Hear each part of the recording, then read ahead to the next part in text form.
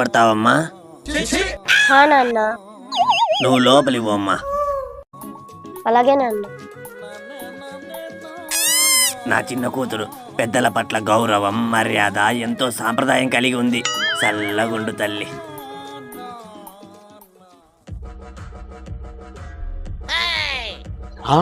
నా బేబీలు ఇదే అనుకుంటా, ఉండిపోదాం.